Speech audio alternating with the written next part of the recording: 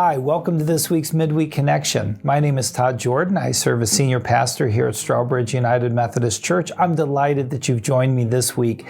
We are counting down the days to Christmas. In fact, we're about to start counting down the hours to Christmas. We are that close. I am so excited. I hope you are too. When we read the beautiful birth narratives found in the Gospels, Matthew, Luke, we cherish those stories.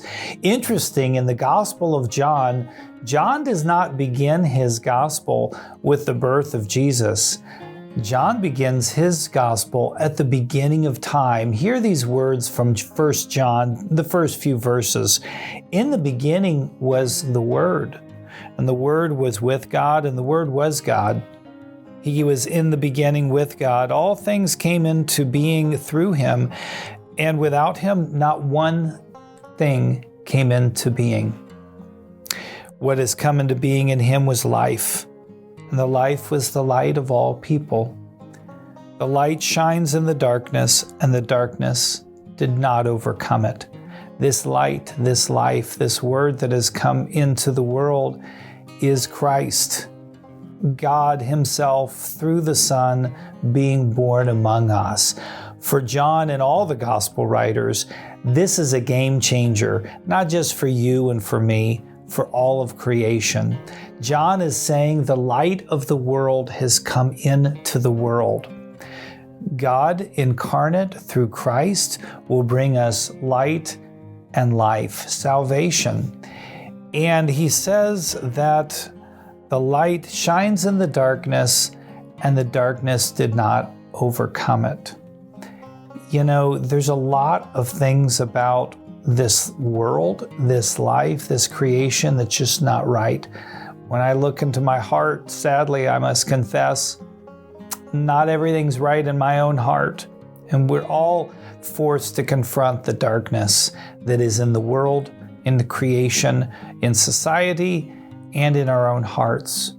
But what John wants us to hear very clearly is that with the birth of Christ, there comes this reality, that there is light in the world, and at the end of the day, light wins.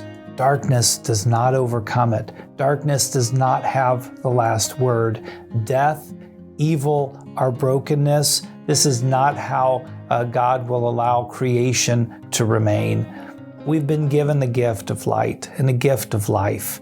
We have an opportunity not only for our own personal salvation through Jesus Christ, but all of creation to one day fully be reconciled, redeemed, and restored through this baby born among us in Bethlehem.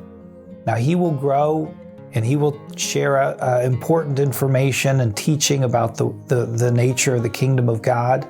He'll perform some amazing miracles. And then we also know that he'll go to the cross and die, and he'll go to the grave, and he will rise up 3 days later.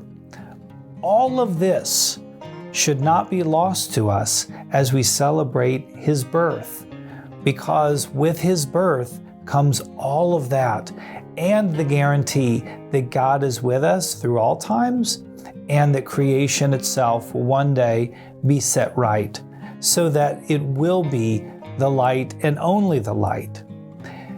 As you prepare to celebrate Christmas, wherever you are, whoever you're with, whatever you give and whatever you get, don't forget this, that at the end of the day, we are celebrating that God's light has come into the world through Jesus Christ, and that light comes to light up the darkness in our world, in our society, and in our hearts, and the darkness will not overcome it.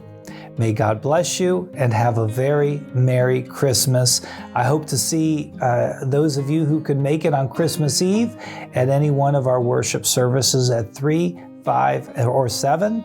And for those of you that can't make it to Christmas Eve this year, I'll see you in a couple of weeks. God bless you. Merry Christmas.